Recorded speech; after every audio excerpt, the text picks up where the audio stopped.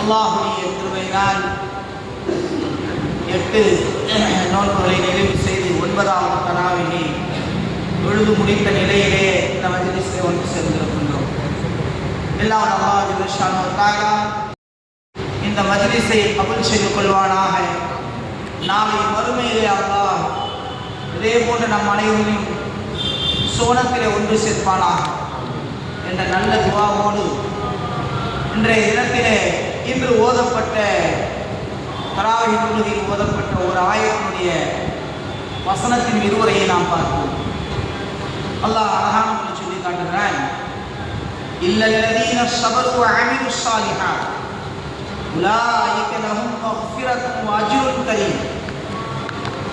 நிச்சயமாக எவர்கள் தங்களுக்கு ஏற்படக்கூடிய துன்பங்களை எல்லாம் சகித்துக் கொண்டு நன்மையான காரியங்களை செய்து வருகிறார்களோ அப்படிப்பட்டவர்களுக்கு மகத்தான மன்னிப்பும் மகத்தான கூலியும் இருக்கிறது என்று அல்லாஹ் தன்னுடைய அருள்மறையாம் திருமறையில் சொல்லி காட்டுகிறார்.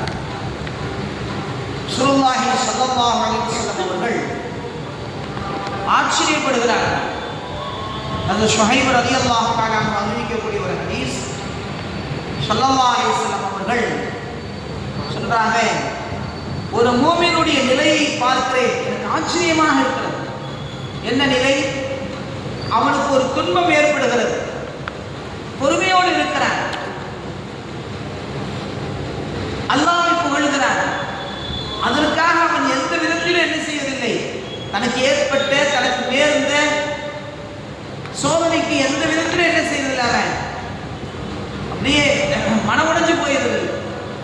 இப்படிப்பட்ட முஃமின்களை பார்த்து நான் ஆச்சரியமடைகிறேன் என்று பெருமானார் ரசூலுல்லாஹி ஸல்லல்லாஹு அலைஹி வஸல்லம் சொல்றாங்க. என்றால் ஒரு மனிதனுக்கு பொறுமை எவ்வளவு அவசியம் என்பதை குர்ஆன் இப்படி சொல்லி காட்டுகிறது. யா அய்யுஹல்லதீன ஆமனு இஸ்தஈனு பிஸ்ஸப்ரி வஸ்ஸலாம். ஓ ஈமான் கொண்ட விசுவாசிகளே, நீங்கள் பொறுமையை கொண்டும் தொழுகையை கொண்டும் அல்லாஹ்வுக்கு உதவி தேடுங்கள். சொல்லிட்டு அல்லாஹ் சொல்றான், பஷிரி ஸாபிரீன், நபியே நீங்கள் அவர்களுக்கு சுபச்செய்தி சொல்லுங்கள். அல்லாஹ் சொல்றான். ஏன்? தங்களுக்கு ஏற்பட்ட சோதனைகள், ஒன்று பசியால் சோதனை, இன்னொன்று வறுமையினால் சோதனை, இன்னொன்று மரணங்களால் சோதனை, இன்னொன்று பொருளாதார இழப்புகளால் சோதனை, மற்றொன்று விவசாய நிலத்தினால் சோதனை. இப்படி பல்வேறு சோதனைகள் ஒரு மனிதனை வாட்டி வதைக்கும் பொழுது, அந்த மனிதன் பொறுமை கொள்ளும் பொழுது அல்லாஹ் சொல்லி காட்டுகிறான், பஷிரி ஸாபிரீன், நபியே நீங்கள் சொல்லுங்கள், அப்படிப்பட்ட பொறுமையாளர்களுக்கு சுபச்செய்தி சொல்லுங்கள், சோனத்தை கொண்டு சுபச்செய்தி சொல்லுங்கள். இந்த உலகத்தில் ஒரு மனிதன் எந்த அளவுக்கு தனக்கு ஏற்படக்கூடிய சோதனைகளை அவன் தாங்கிக் கொள்கிறானோ, பஷிரி ஸாபிரீன், பொறுமையாளர்களுக்கு சுவனம் இருக்கிறது என்று சொல்லுங்கள் என்று அல்லாஹ் குர்ஆனிலே தெளிவுபடுத்துகிறான்.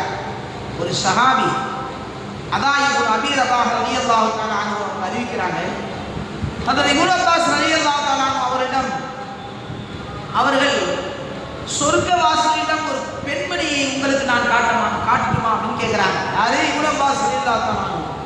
சொர்க்கவாசியான ஒரு பெண்மணி, இந்த உலகத்திலேயே சுவனவாசி என்று முடிவு செய்யப்பட்ட ஒரு பெண்மணி, அவசியம் அறிவித்து தாருங்கள், நாங்களும் பார்க்கணும் சொல்லி சஹாபாக்கள் கேட்கிறாங்க.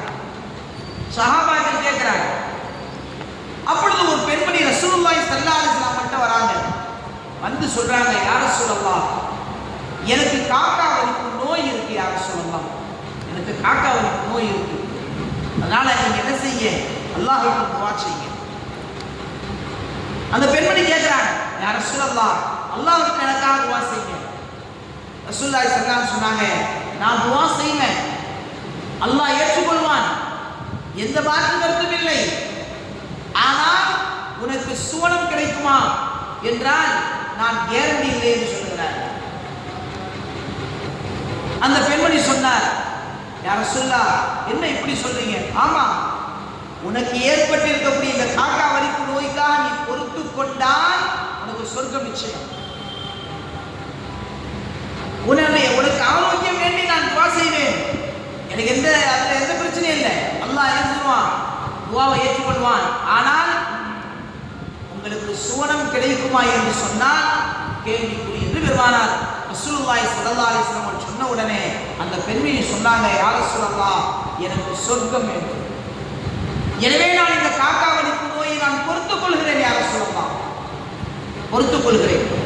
சொல்லிட்டு அந்த அம்மா கேட்கிறாங்க, யா ரசூலல்லாஹ், அல்லாஹ்விடத்தில் எனக்காக இப்படி ஒரு துவா செய்ய யா ரசூலல்லாஹ். என்னம்மா சொல்லுங்க, என்ன துவா செய்யணும்?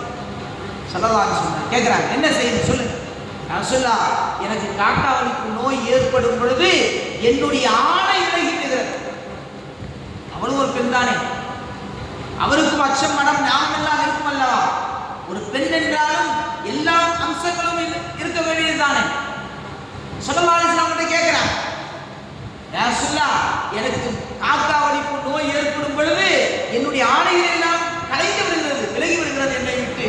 எனவே நீங்கள் அதற்காக துவா செய்யுங்கள் என்று அந்த பெண்மணி சொன்ன நேரத்தில் ரசூலுல்லாஹி ஸல்லல்லாஹு அலைஹி வஸல்லம், உனக்கு சுவனம் நிச்சயம், நீ சொர்க்கவாதி, உனக்காக நான் துவா செய்கிறேன் என்று பெருமானார் ஸல்லல்லாஹு அலைஹி வஸல்லம் அவர்கள் சொன்ன செய்தியை இந்த இடத்துல பார்க்க முடியும். அருமையானவர்களே, ஆக பொறுமைக்கு கூலி சுவனம் என்பதை பெருமானார் ஸல்லல்லாஹு அலைஹி வஸல்லம் அவர்கள் தெளிவுபடுத்துகிறார்கள். யாருக்கு பிரச்சனை இல்லை, யாருக்கு சோதனை இல்லை, எல்லா வகையிலும் சோதனைகள் தான். தொழில் ரீதியாக சோதனை, வியாபாரத்தின் சோதனை, விவசாயத்தின் சோதனை, பொருளாதாரம் குறைவு கொண்டு சோதனை, பல்வேறு நிலைகளில் ஒரு மனிதனை அல்லாஹ் சோதிப்பது என்பது அவன் மீது கடமை. அதை ஏற்றுக்கொள்வது அடியாரின் மீது கடமை. ஏற்றுக்கொண்டுதான் ஆக வேண்டும். எந்த நபிமார்களையும் அல்லாஹ் அனுப்பும் பொழுது சோதனை கொடுக்காமல் எந்த நபியும் அனுப்பவில்லை.